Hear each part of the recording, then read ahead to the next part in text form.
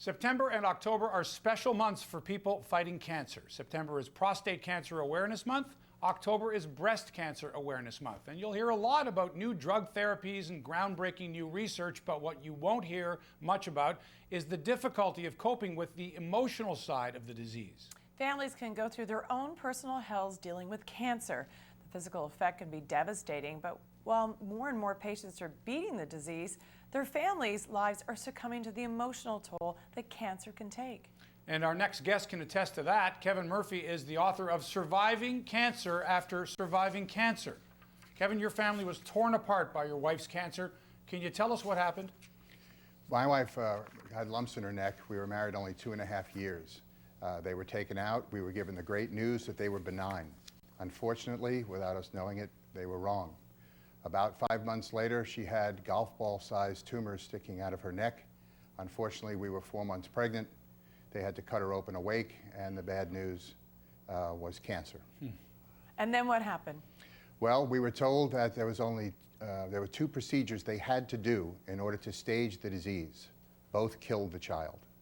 But since she had cancer for a very long period of time, if they don't stage and don't start the treatment, she might not make it until the 9th month. So you're divorced now. How did it affect your relationship? Well, first and foremost, it caused a lot of emotional distress because we had 2 lives to consider, not one. But cancer breaks down communication in a home. It also causes a whole host of other stresses. You know, when you're given a diagnosis and you're told you have cancer, it's quite a shock. Then they give you the plan for the treatment. But then what do? You're sent to the parking lot. And there's no real script for how to handle the disease emotionally. So our communication broke down. We went broke. We lost everything. They sued for our house. They came for our car, which really, really caused me great difficulty. Men do not do well when financial crisis occurs.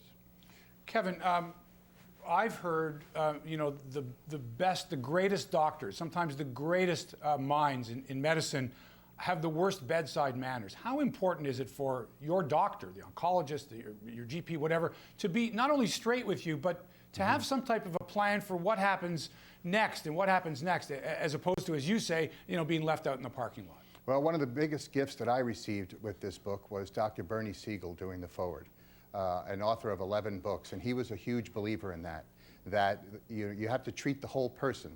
Get the family involved. Me, for one, I like my doctors. It's great to know that they're a great tactician and a great diagnostician, but it's also great to know that they care. And in cancer, in tons and tons of research, your attitude and how you fight this thing emotionally can be the difference between surviving and not surviving. So you bring up a great point. I think it is very important to know your doctor and to like your doctor and have faith in your doctor.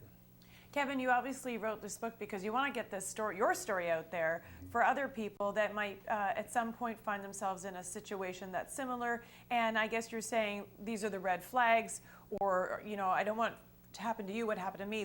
When looking back, what would you have done differently? Oh, so many things. Number one, men, we do not do very well with our feelings.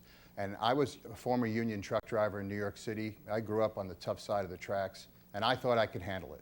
I thought I could, get my wife all the medicine she needed, take care of her emotions. But in reality, I was the one that was breaking down. I couldn't deal with my own pain, my own fear, my own anxiety. We had 2 lives to consider, not one. So what I'm urging everybody to do, especially men in this book, is to understand that when cancer comes to your family, you have to get help.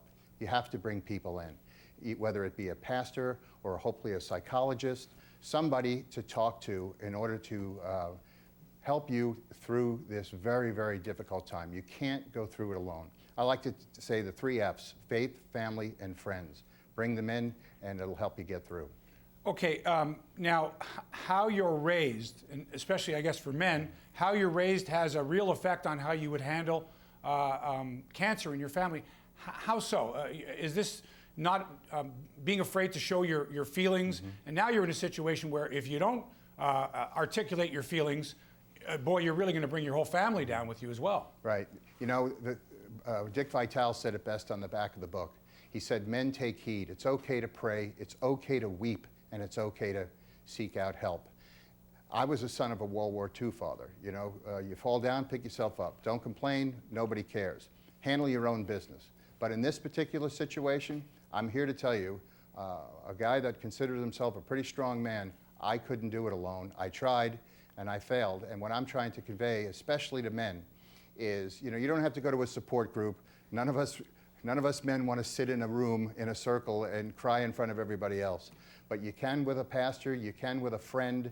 And you can cry in front of a group of men if that works for you, right? Well, yes, you can. Yeah. Yes, you can. I'm just saying that there's not a lot of people that would volunteer to do that. Bernie Siegel said in the 30 years that he was conducting support groups, he had 5 men come in to support their wives, and said when the man had cancer, they were never to be found. So you are correct. Yes, you can, and I admire you if you do, and that's what I'm trying to convey. I wish that I did, but there are other ways for men to be able to cope.